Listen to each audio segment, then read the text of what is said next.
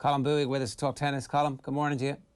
Morning, sir. Morning, on. You're a Red Devil. Were you watching the horny Red Devils last night on Love Island? No, I was commiserating myself in the fact that we've lost Serena Williams in Wimbledon in the first round, in the first set, midway through it. Just to give you an immediate segue into the tennis chat. There's every year there's a gathering of the 1972 Miami Dolphins to drink champagne whenever the last unbeaten team in the NFL finally gets beaten, because they were the only team that won the whole thing and went unbeaten during their season. So I always imagine in my head, every time Serena gets knocked out at the moment, that Margaret Court is sitting somewhere like Cruella de Vil, anytime Serena loses at this stage. Yeah, it's. I think Margaret Court can rest easy now, because I think her 24 is safe in the bank, in the vault, not to be beaten for a long time. Because as we've been saying, lads, for the last 2 years on OTB AM, talking about all these slams, is we're saying Serena Williams, Wimbledon, that's her thing. And of course, there was no Wimbledon last year with coronavirus because Wimbledon had pandemic insurance, so it was the only Grand Slam that wasn't played. So we're back after a 2-year hiatus. Serena will turn 40 in September. And you thought, well, this is where she's won her most of the 23 Grand Slams. She's won 7 at Wimbledon. And this year, the field is so open. The defending champion, Simona Halep, who beat Serena 2 years ago in the final, she withdrew injured. Of course, there's no Naomi Osaka. Petra Kvitova lost in the first round. She's a 2-time champion. So open. You know, the world number one is Ash Barty. She's won 1 slam. That was 2 years ago at the French Open. You know, as far as world number ones go, she's not very convincing, in my opinion. You could have backed Serena. Now, at the end of the day, you have to win 7 matches in 2 weeks, and it's a big, big task, which Serena hasn't done since the 2017 Australian Open when she beat her sister Venus while pregnant, without knowing she's pregnant. And since she's come back, she's been to 4 Slam finals and lost them all convincingly. But there was this magic in the air, the same way there is at Roger Federer, that you never know. It's Wimbledon. It's been a truncated season. It's a mad world we live in. Could Serena do it? And then this happens halfway through the first set against Alexander Sasnovich in centre court. Serena slips, and she slipped at the exact same place that Adrian Mannarino slipped in the previous match in centre court against Federer, where Mannarino then had to withdraw injured at the start of the 5th set. That match was going the distance. Federer hadn't lost the first round Grand Slam match since the 2003 French Open, weeks before his first of 20 Grand Slams. And Serena follows Mannarino in slipping in the exact same part of centre court. Andy Murray was tweeting about it, saying the courts are very wet this year. He played the first round, he won. And Serena gets up, tries to continue, and starts crying as she's serving because she knows she can't. And she has to slowly walk towards the net and withdraw. And look, it falls in 2 ways here, and I was thinking about it last night. Look, if you're a big tennis fan, it's still a brilliant side of the draw, because literally 25 to 30 women could win like Wimbledon. They really could. I mean, in the last 17 slams contested, there have been 13 different winners. It's anybody's. But at the same time, slams need Serena. Serena Williams has to stick around for at least the start of maybe the second week, the 4th round quarterfinal, because tennis struggles to attract casual sport fans at the best of times. Wimbledon is a showpiece event. Serena is one of the 4 worldwide recognisable tennis names, and she's the only one on the women's side, because Osaka's not playing Wimbledon. So it's really, really bad for the tournament. Serena going out this early, and of course, it's really bad for Serena. Yeah, and look, you need the rivalry, and we haven't yet got a rivalry to match any of the great rivalries that built the women's game. There's no Chris Evert versus Navratilova. There's no Steffi Graf versus a bunch of other people at various stages. And it feels like it needs someone to dominate and somebody to get close to that dominance, which is kind of the key to why any casual sports fan getting into a sport. 100%, yeah. And I think Naomi Osaka can do that. I mean, she's already one of the great hardcourt players. All 4 of her slams have been on hardcourt, 2 at the Australian Open and 2 at the US Open, but she hasn't made any dent really at the French Open or Wimbledon. And of course, as I say, she's not playing this year, and she pulled out of French Open, and we know she has bigger issues than tennis. But outside of Osaka, yeah, there hasn't been anybody dominant. I mean, look, lads, we were only talking, was it 2 weeks ago, about Barbora Krejcikova winning the French Open. Barely anybody had heard of her at the start of the French Open. She literally just played her first ever Wimbledon singles match, just there, which she won, thankfully. So that's how open it is. And as you say, there isn't really any rivalry. There is no Nadal, Djokovic, Federer on the women's side. But if you're a tennis fan, it's still great because you just can't predict who's going to win the women's side. And there are still brilliant matches. But you need that transcendent star. You need someone to grab onto. And in the absence of Serena, the question is, who's that going to be? Is it going to be Osaka, or will someone else emerge and take that slot? How is your own game, Colm? My own game? I started playing again. Are you talking about me playing tennis now? Exactly, yeah. Yeah. I started playing back during COVID, having not played for years, and very enjoyable. Yeah, very enjoyable. I backed myself to do something, but can't get anyone to play me, really. So it's like a top class fighter. People are just running scared of Colm Boohig. We need an OTB ladder. Where can people go to watch you play? Court 12 at Wimbledon.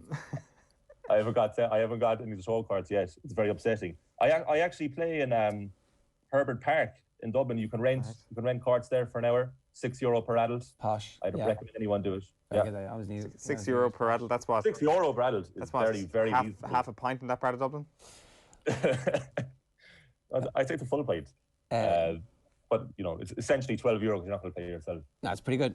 Venus did win, and look, this is Venus winding down her career. She's not a contender in any of these slams. It's been a long time since we've thought of her as a contender, but certainly keeping the family name out there. No, it's cool. I mean, who would have bet that Venus would have gone further than Serena? She's 41 years old. She's actually a 5-time winner at Wimbledon. Her first was all the way back in 2000. But yeah, she beat Buzarnescu in the first round. And it's great to see, because actually speaking of show cards and outside cards, she was put on court number 3, I think, which isn't great for a 5-time Wimbledon champion. No. She should be given a show card place. I mean, you had, say, Alexander Zverev played, very comfortable, nothing first round match in centre court where he won in straight sets. That should have been Venus.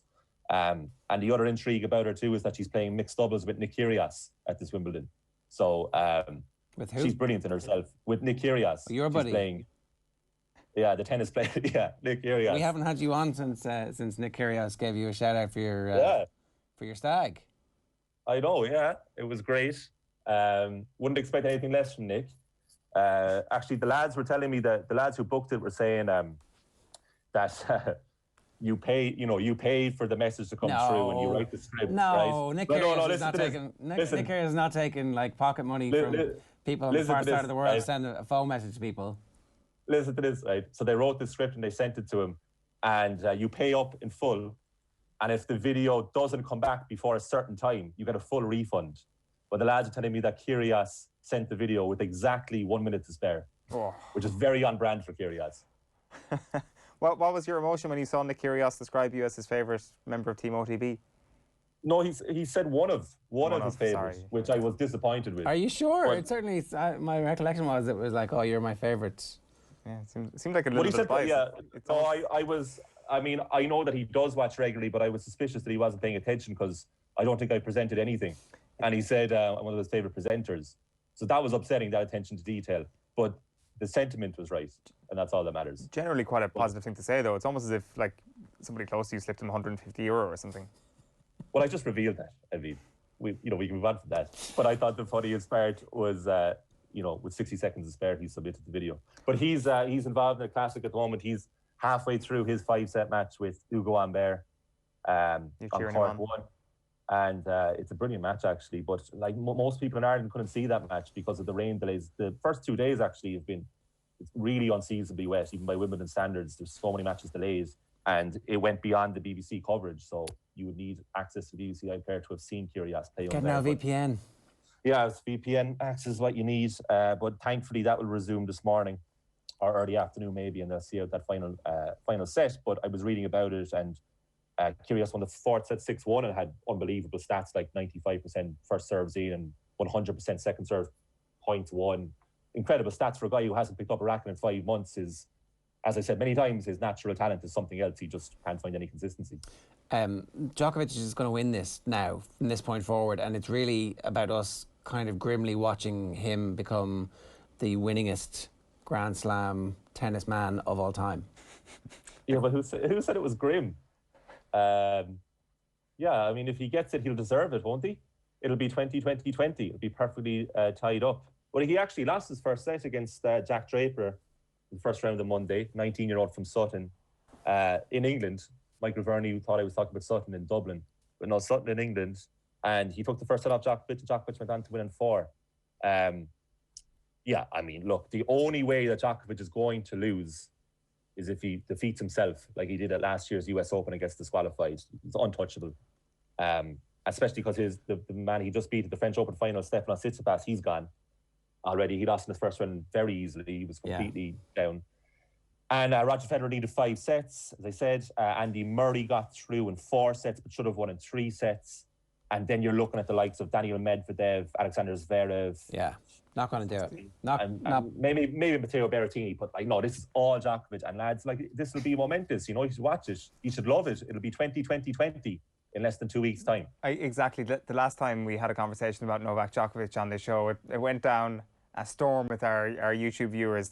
People loved it. The top comment described the old guy as salty, so I'm not sure which of the 3 of us that particular commenter was talking about. No, I think it was confirmed. I think they helpfully pointed out where in the grid the aforementioned old person was, so it's fine. Who cares about Australian Open? Really? My brain can't recover from that sentence, continued Michael Pearson. Nobody cares about the Australian Open. No, don't double down. Barely even a major until like the 90s. Oh, don't double down. We won't put this part out. Honestly, like, no marks used to win it and be like, wouldn't even get a line in the papers. No, it's one of the 4 Grand Slams. It's 20-20-20. Federer and Nadal win Australian Opens, and when they win it, sure, you give them all the praise. Here's this is a vendetta against Djokovic. Here's another one. Gary Miller. Who really cares about the Australian Open? You, sir, are a real piece of work. It is one of the 4 majors. Every single professional tennis player cares about it. You should cover men's curling. I mean, nothing wrong with a bit of men's curling, you know? I agree. Yeah, we should. Yeah. Maybe they had actually have 4 proper majors. Constructive feedback in the YouTube comments. I'm all about it. This whole guy is buying into these negatives, false media narratives about Djokovic. They're all lies. These are, I mean, you versus the internet. Let's hear his latest thoughts on the vaccine. Let's hope that he gets asked by, in one of those very difficult press conferences about how he thinks that's going. Let's see him show a bit of leadership as opposed to doing all the things that he's done, giving out about equal pay for the women, having a tournament in the middle of COVID, being in a nightclub when COVID is absolutely rampant. Giving people cause for vaccine hesitation. If that's your hero, Colm, you're welcome. Yeah, you're welcome. No, I mean, look, there are 2 sides to everybody, and you're not talking about the good sides of Djokovic. First of all, him as a tennis player, and secondly, and this is a lot of sources say he's one of the kindest and most generous players on tour, and is always helping out the other players. Always whining about the hotels. Oh, we've got to stay in this 5-star hotel. I can't believe it. It's terrible. That's helping the players. In his own way, that's helping the players. He's trying to get better conditions for everyone. It's helping them all seem like assholes, and he's certainly good at that. No, I mean, I'm just going to have to firmly disagree with you. That's okay. Look, you are as entitled to be wrong as anybody else on this show, Colm. That's what. Let us know your comments about the old guy in the comments below. Text us. 0879 180 180 is the WhatsApp number, or of course, as Owen has helpfully pointed out, you can leave a comment in the YouTube channel. Colm, good stuff. We'll talk to you again real soon. Cheers. All right, see you.